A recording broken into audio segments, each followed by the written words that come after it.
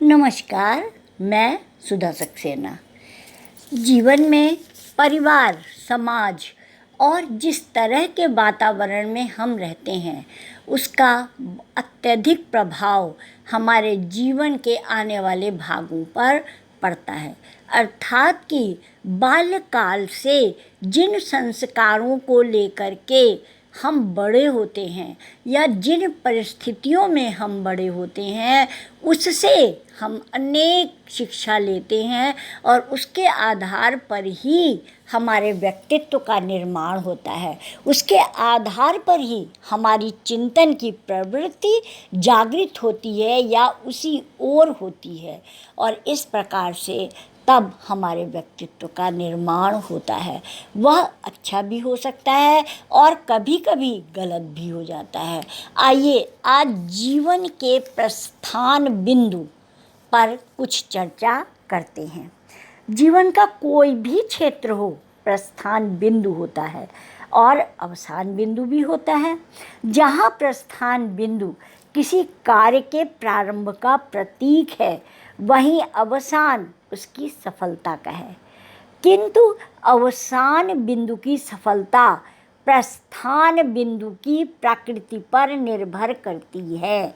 अर्थात कि हम किस मार्ग पर जा रहे हैं, कैसे जा रहे हैं, इस पर अवसान बिंदु अर्थात कि सफलता हमारी निर्भर करती है कि हम सफल होंगे कि नहीं होंगे।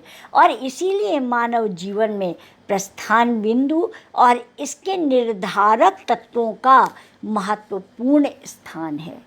जीवन यात्रा के विभिन्न चरणों में इसके निर्धारक तत्वों से ही जीवन की दिशा और दशा दोनों तय होती है।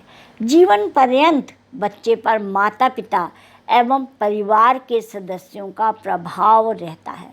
बाल्यकाल में उनके द्वारा स्थापित संस्कार बच्चे के भविष्य की रूपरेखा सुनिश्चित कर देते हैं।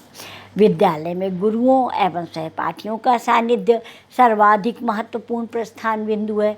भावी जीवन की दिशा यहाँ से भी तय होती है और इसीलिए तैत्तिरीय उपनिषद में जीवन का पहला पाठ पढ़ाते हुए गुरु शिष्य से कहते हैं, हे शिष्य, सदा सत्य बोलो, धर्म का आचरण करो, माता पिता और आचार्य को देवता समझो, स्वाध्याय में प्रमाद मत करो, किंतु निषिद्ध कर्मों का परित्याग करो। यह कोई सामान्य उपदेश नहीं है, सभी धर्मों का सार है, जीवन की सफलता का तत्व है। यह सुखी जीवन एवं स्वस्थ सामाजिक संरचना के लिए अत्यंत जरूरी है और इतना जरूरी है जितना जीने के लिए हवा और पानी। मनुष्य इसके अनुपालन से अपने जीवन का उद्धार कर सकता है और समाज का भी, और वह अपने कर्मों के द्वारा आने वाली पीढ़ियों को राह भी दिखा सकता है। जब विद्योत्मा ने कालिदास के और रत्नावली ने तुलसीदास के प्रस्थान बिंदुओं पर मर्माहत प्रहार किया तो उनके जीवन का उद्देश्य ही बदल गया। साधारण बालक चंद्रगुप्त मगध का सम्राट कभी नहीं बन पाता यदि इतिहास परिवर्तक गुरु का वरद हस्त न होता। नरेंद्र के विवेकानंद बनने के पीछे भी गुरु का ही आशीष था। युवा पीढ़ी को सही दिशा देने में और उनमें सकारात्मक चिंतन दृष्टि विकसित करने में प्रस्थान बिंदु के कारकों की महत्वपूर्ण भूमिका रहती है। अतः इन्हें अपनी जिम्मेदारी का निर्वहन करना चाहिए।